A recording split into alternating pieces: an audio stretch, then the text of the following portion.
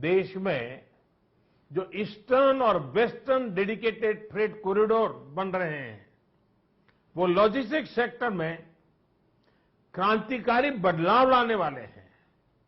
सुरक्षा हो, स्वच्छता हो, सामर्थ्य हो, सामंजस्य हो, समय की पाबंदी हो, सहूलियत हो, भारतीय रेलवे आज एक नई पहचान बनाने की हम सबकी कोशिश रंग ला रही है।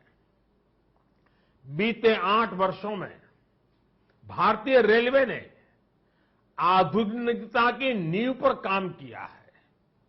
अब आने वाले 8 वर्ष में हम भारतीय रेलवे को आधुनिकता की नई यात्रा पर निकलते हुए देखेंगे। भारत जैसे युवा देश के लिए भारतीय रेल भी युवा अवतार लेने जा रहा है और इसमें निश्चित तौर पर 475 से ज्यादा वंदे भारत ट्रेनों की बड़ी भूमिका होगी।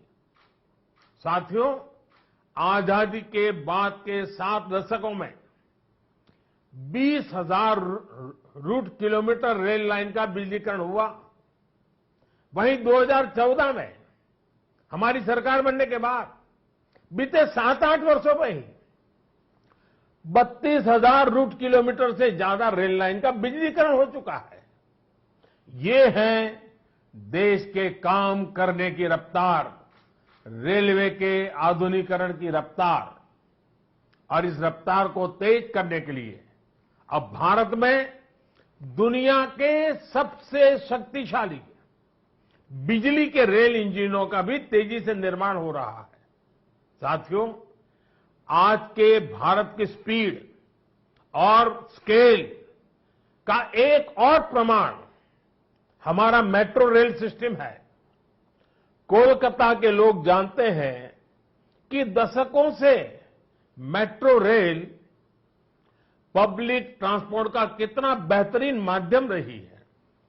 2014 से पहले तक देश में कुल मेट्रो नेटवर्क 250 किलोमीटर से भी कम था और इसमें भी सबसे बड़ी हिस्सेदारी दिल्ली एनसीआर की ही थी।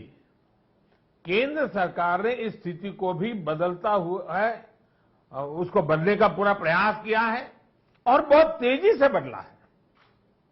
बीते 8 वर्षों में हमने मेट्रो का 2 दर्जन से अधिक शहरों तक विस्तार किया है। आज देश के अलग अलग शहरों में लगभग 800 किलोमीटर ट्रैक पर मेट्रो चल रही है। 1000 किलोमीटर के नए मेट्रो रूट पर तेजी से काम चल रहा है। जोका बीबीडी मार्ग मेट्रो परियोजना इसी संकल्प का हिस्सा है। साथियों, पिछली सदी के भारत की 2 और बड़ी चुनौतियां रही हैं जिन्होंने देश के विकास पर बहुत नकारात्मक असर डाला है। एक चुनौती रही इंफ्रास्ट्रक्चर के कार्यों में विभिन्न एजेंसियों में तालमेल की कमी और दूसरी चुनौती रही ट्रांसपोर्ट के विभिन्न साधनों में भी आपसी तालमेल का जीरो होना। इसका नतीजा ये हुआ कि सरकार के एक विभाग को पता ही नहीं होता था कि दूसरा विभाग कहां नया काम शुरू करने वाला है। इसका खामियाजा देश के ईमानदार टैक्स पेयर को उठाना पड़ता था। देश का ईमानदार टैक्स पेयर हमेशा से सरकारी पैसे की बर्बादी से, परियोजनाओं में देरी से, भ्रष्टाचार से नफरत करता है। जब वो देखता है कि उसकी गाढ़ी कमाई से दिए हुए टैक्स से गरीब का नहीं बल्कि किसी भ्रष्टाचारी का भला हो रहा है, तो उसका खिन्न होना स्वाभाविक है। पैसे की इसी बर्बादी को रोकने के लिए विभागों में, सरकारों में तालमेल को बढ़ाने के लिए पीएम गति शक्ति नेशनल मास्टर प्लान लागू किया गया है। अब चाहे विभिन्न राज्य सरकारें हो, अलग अलग सरकारी विभाग हो, कंस्ट्रक्शन से जुड़ी एजेंसियां हो या इंडस्ट्री के लोग हो, सब एक ही प्लेटफॉर्म पर आ रहे हैं। पीएम गति शक्ति देश में ट्रांसपोर्ट के अलग अलग माध्यमों को जोड़ने, मल्टी मॉडल कनेक्टिविटी के काम को भी गति दे रहा है।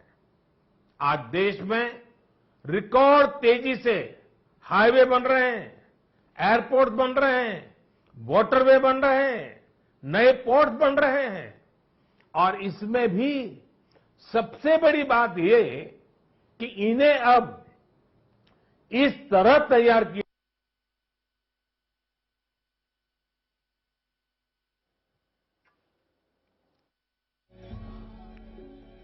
हाईवे बेहतर तरीके से रेलवे स्टेशनों से कनेक्ट हो, रेलवे स्टेशन एयरपोर्ट से कनेक्टिविटी हो, लोगों को ट्रांसपोर्टेशन के दौरान सीमलेस कनेक्टिविटी भी मिले।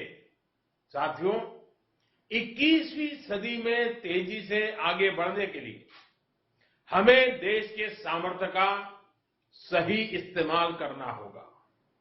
मैं देश के लोगों को वाटरवेज का उदाहरण भी देना चाहता हूं। एक समय था जब भारत में व्यापार, कारोबार और टूरिज्म के लिए वाटरवेज का बड़े पैमाने पर इस्तेमाल होता था। इसलिए कितने ही शहर नदियों के किनारे बसे, नदियों के किनारे इतना औद्योगिक विकास हुआ, लेकिन इस सामर्थ्य को पहले सैकड़ों वर्षों की गुलामी और फिर आजादी के बाद की सरकारी उदासीनता ने तबाह कर दिया। अब भारत अपनी इस जल शक्ति को बढ़ाने पर काम कर रहा है।